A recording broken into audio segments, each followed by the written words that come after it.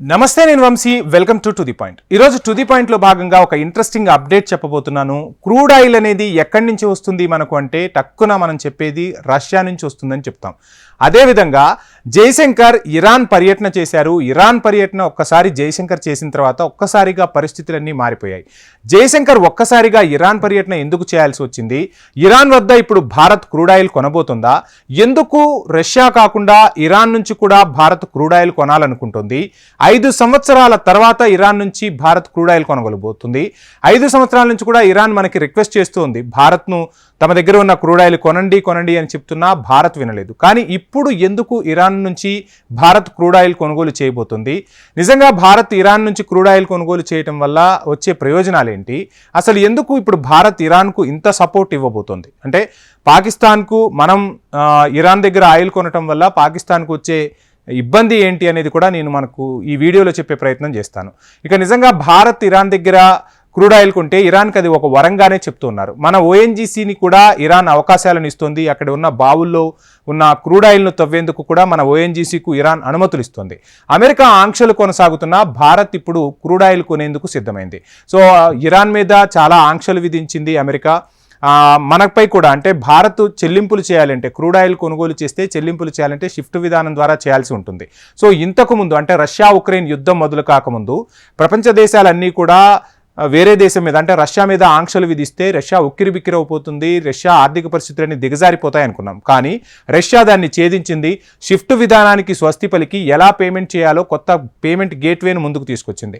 ఆ payment gateway ద్వారానే భారత్ ఇప్పుడు ఇరాన్కు కూడా చెల్లింపులు చేయబోతుంది. అంటే అమెరికా విధించిన ఆంక్షలు భారత్పై ప్రభావం అయితే చూపే అవకాశాలు లేవని స్పష్టంగా తెలుస్తోంది. సో ఇక ఎందుకు భారత్ క్రూడ్ ఆయిల్ కొనుగోలు ఎందుకు మొగ్గు చూపుతుందంటే 2018లో లాగానే మరలా భారత్కు ఇరాన్కు మధ్య వాణిజ్యం జరిగే సూచనలు అయితే స్పష్టంగా కనిపిస్తున్నాయి. ఇక ఇంతకుముందు మనం చెప్పుకున్నట్టు షిఫ్ట్ నిబంధనలు రష్యా ఉక్రెయిన్ యుద్ధంతో ఒక్కసారిగా తొలగిపోయాయి. సో భారత్ ఎందుకు కొనాలి అనుకుంటుంది అంటే ప్రధాన కారణం వచ్చేసరికి మనం చూస్తున్నాం, ఇజ్రాయిల్ హమాస్ మధ్య భయంకరమైన యుద్ధం జరుగుతోంది. ఈ నేపథ్యంలోనే ఎర్ర సముద్రంలో హమాస్ ఉగ్రవాదులు తిష్టవేశారు, నౌకలను రానివ్వట్లేదు.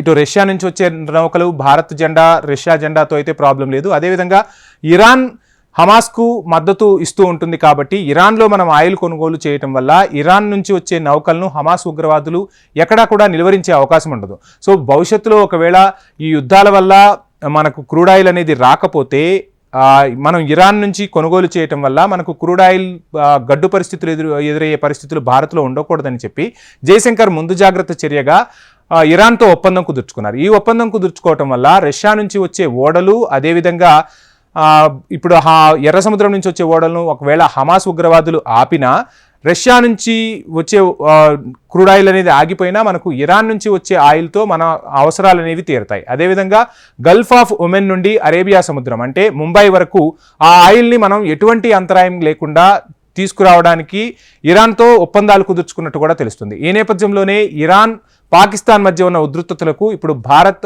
ఇరాన్ వద్ద క్రూడ్ ఆయిల్ కొనటం కూడా ఒక పెద్ద చర్చనీయాంశంగా మారుతుంది. అంటే ఇండైరెక్ట్గా మన మద్దతు ఇరాన్కు తెలిపినట్టు అయింది.